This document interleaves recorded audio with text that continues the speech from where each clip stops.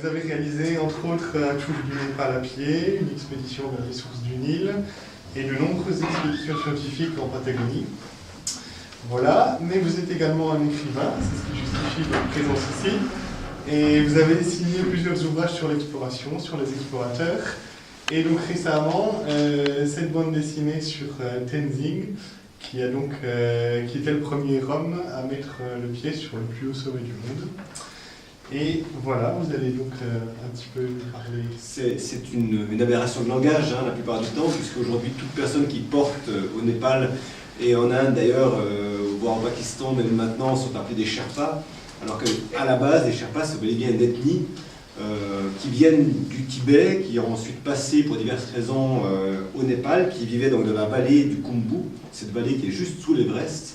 Et c'est vrai que du coup les premiers porteurs qui ont principalement travaillé pour aider les expéditions au début anglaises à escalader les sommets, c'était bel et bien cette ethnie Sherpa. Mais ensuite, il y a plein d'autres ethnies, notamment les Gurung, les Amur, les Hamar, qui se sont mis aussi à porter. Donc aujourd'hui, toute personne n'est Sherpa, alors qu'en fait, ils viennent de tas d'ethnies. Il y a 150 ethnies différentes entre le Népal et certaines régions d'Himalaya indiennes et pakistanaises. Donc voilà, on parle de Sherpa de manière assez abusive aujourd'hui. Mais Tenzing, lui, est bien un Sherpa, de l'ethnie Sherpa, né, alors il y a plusieurs théories là-dessus, né au Tibet pour certains et ensuite venu dans son enfance au Khumbu, pour d'autres né au Khumbu, finalement c'est pas forcément le plus important. Ce qui est important, c'est que c'est un homme qui a passé sa vie au pied de l'Everest, qui est vraiment né au pied de l'Everest, que ce soit du côté népalais ou tibétain, c'est toujours au pied de l'Everest, qui a passé son enfance vers ce sommet.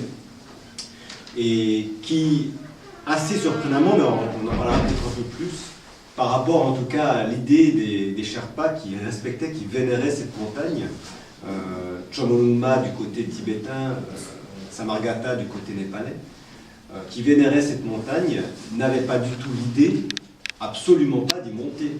C'était une montagne sacrée, c'était une montagne qui faisait peur, on n'avait pas du tout l'idée d'y monter. Et assez surprenamment, Tenzing, depuis sa plus tendre enfance, aimait l'idée de vouloir grimper cette montagne. Alors qu'à l'époque, il ne sait même pas encore que des alpinistes venus d'ailleurs essaient de le faire. C'est une idée, une envie, là, il a cette montagne devant lui, il a envie d'y grimper. Et ça, c'est quelque chose qui n'est pas du tout courant, oui.